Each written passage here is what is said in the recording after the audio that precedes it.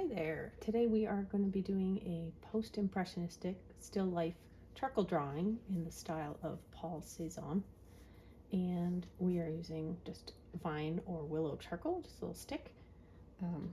And the first thing I'm going to ask you guys to do is just pick the fruit that is in the foreground, whatever the closest one is to you, and you're going to just sort of draw the shape of that first. And when I draw still life, my eye just goes back and forth from the still life up there that I'm looking at, and then my drawing down here, as much as possible to try to keep my eye up there.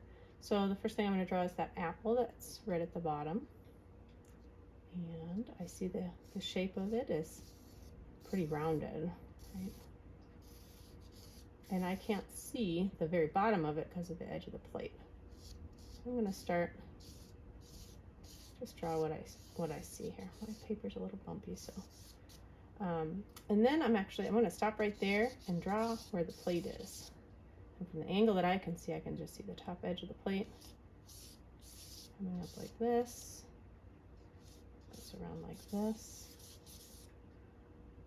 On both sides. And the nice thing about the reason we chose to do this one first for our class, this is for a homeschooling co-op, is that we can just be kind of sketchy and rough because it's our first project. So I'm kind of drawing the edge of the lip of the plate, and I'm going to go down, and then there's another one. I'm just doing little light sketchy marks to kind of just get the shape of the plate like that. And then I'm going to so this one in the front, you see almost all of it. If this plate wasn't here, you'd see the whole thing in the front. And then the one, you just pick whichever one is behind it that you want to do next. I think we'll do the orange that's on the left there. And it starts a little bit farther down in my drawing. Your still life is going to be different. You're going to draw whatever you see in front of you from the angle that you're sitting at. So I can see a little nub at the top where the stem was, coming up a little.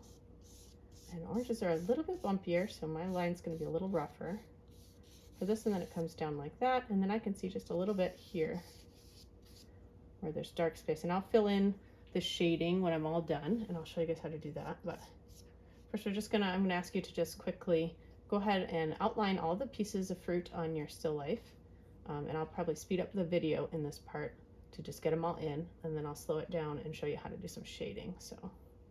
Lord, our Lord, how majestic is your name in all the earth. The heavens declare your greatness, the oceans cry out to you. The mountains, they bow down before you.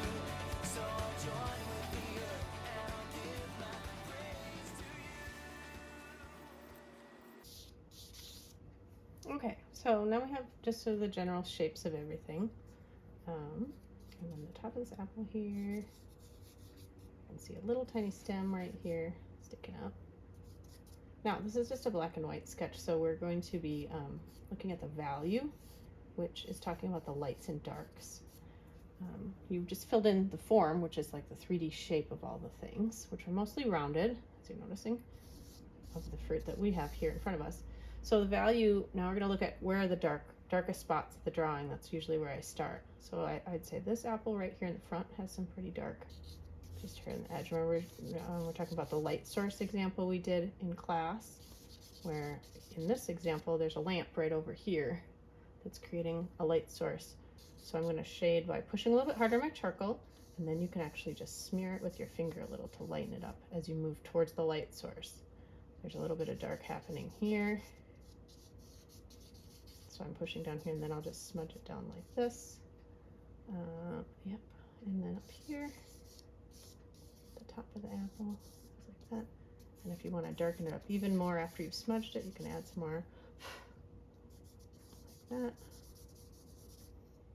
This one doesn't have a stem in it, so I'm going to leave it open like that.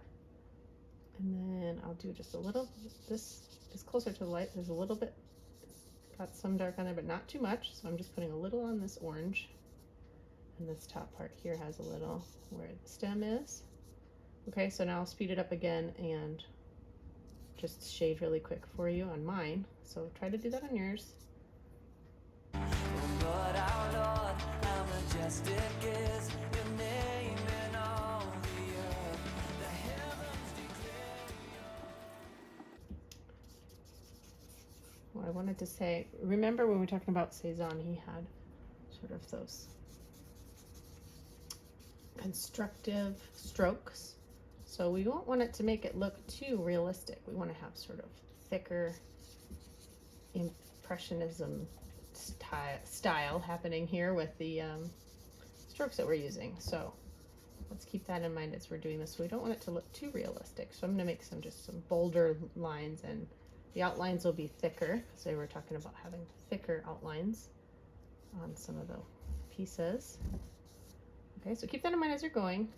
So just go along and keep going. And then this one back here is pretty in shadow, so I'm going to make that one almost completely filled in back here, this orange.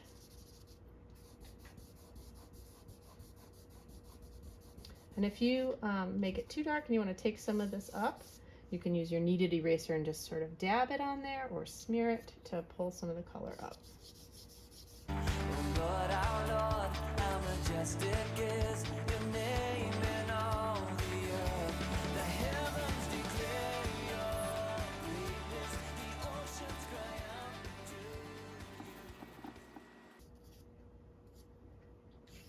you. Okay, then the last step we're going to do is some cast shadow. So if you have any fruit where this fruit is casting a shadow onto another one, I have one right here where the apple is casting a shadow across the pear. So I'm going to try and show that a little bit broader here, and it kind of goes down onto this one, but it gets kind of faded out, so you might not see it so much there, but there's definitely one on the pear here, and then a little bit down here. This one. So it just depends on the angle and where the light is falling on your still life. And there's a little bit up here. I'm gonna get that one already. So that's it for today. If you have a background and you want to put in, like I have a curtain back there, you can try and add some of that in.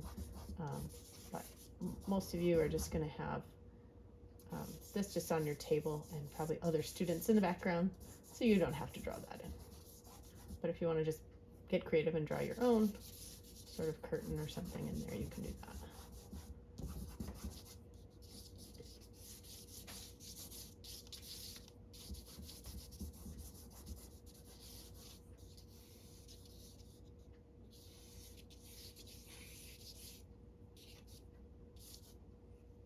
And oh, there's a shadow right here under the plate. Almost missed that.